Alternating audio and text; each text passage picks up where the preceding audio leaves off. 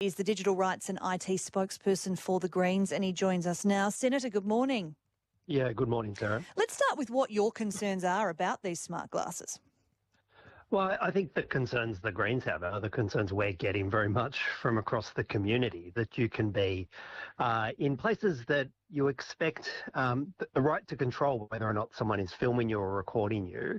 You could be at the gym, exercising at the gym. You could be down at the beach. You could just be walking through and interacting in public spaces. And people can be covertly recording you, capturing video of you, and then choosing whether or not they share it online to shame or expose or otherwise ridicule you. And you have no idea that it's happening. And these, I think it's a gross breach of people's basic sense of privacy. And it's not only that sense of capturing and the potential covert surveillance that we're already seeing examples of.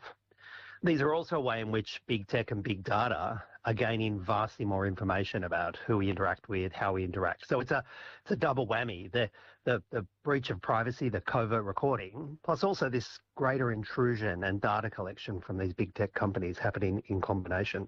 So with all of that in mind, the Greens are now planning to launch this bill to halt the import of wearable recording devices for at least 12 months. Why go down that route as opposed to maybe trying to move a bill for tougher legislation about whether or not you're allowed to use these glasses in Australia?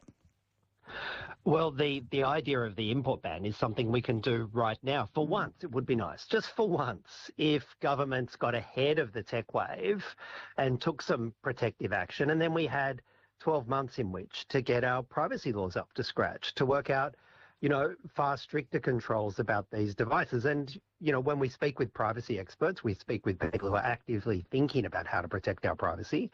One of the options that comes forward is requiring people's active consent before anyone can be recorded with these devices, and how we would operationalise those laws, put them in place, would require a little bit of time and some education of the public and perhaps some resourcing, quite significant resourcing of our privacy commissioners. So if we want to have those kinds of solutions that make us feel safe when we're at the beach, our kids aren't going to be covertly filmed by somebody 5 metres away, or feel free to just, really have a go at the gym without potentially having those images shared and online humiliation. If we want laws to really fix this, we need a little bit of time. And the Commonwealth could and should right now say, actually, you can't import any more of these devices. We're putting a pause on it until we can sort out privacy laws so people feel safe and respected. Yeah, buying some time, so to speak, I guess. There. What is the current law at the moment around them?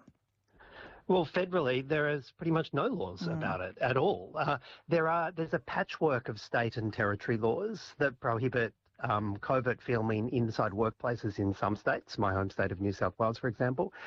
But in the Northern Territory, there's literally nothing. You can let it rip. And that patchwork set of laws means that there's no consistent messaging about what, how or why to use these devices. And when you get the devices, and I saw one earlier this week, and there is no reference at all to privacy in it. It's just, 1 clicks for a photo, 2 clicks for video, off you go, let it rip. And I do think people are expecting their governments to do more in the face of this tech onslaught, to actually, for once, think about maybe putting the interests of millions of Australians in our privacy ahead of the next wish, the next profit surge of big tech.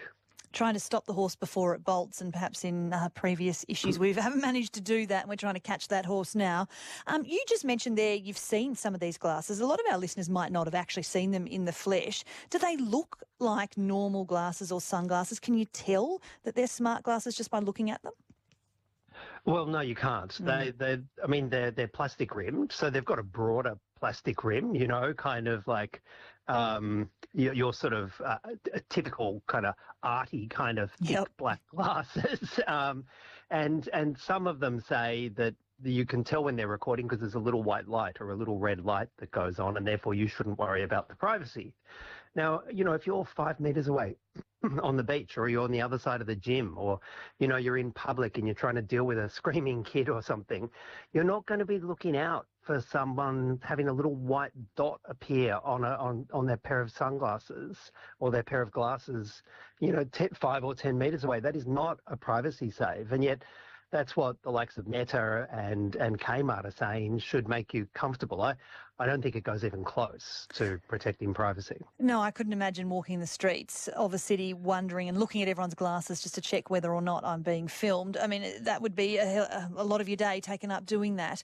Just to another issue here, in terms of a ban and how nuanced that might need to be. I guess there are some people who don't want to use these glasses for nefarious purposes. They're tech enthusiasts, or they like the idea of maybe, filming their kids when they're out playing or something like that, just for family keepsakes.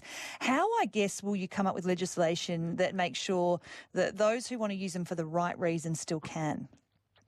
Yeah, I mean, this is why we need 12 months to do this properly. I mean, I can see some quite legitimate uses for it. People with vision impairment, for example, they could be a genuine aid and a real help in terms of engaging. There are potentially some workplace uses for it. If you're going into a fast-moving work environment where there might be multiple hazards around, such as, but for example, at an airport, workers out at an airport may have some benefit from it, or going into a construction site as a quantity survey. There might be examples where you can see a defined and limited use for these in public or quasi-public spaces, but that should be well defined, and we should be controlling how these are used and who is able to use them. The idea, though, that you can just go down and buy, a pair at Kmart and then, let it rip it as you're wandering about and interacting with everybody else. I think, that's the harm we're trying to address. But if we want to get laws that get it right,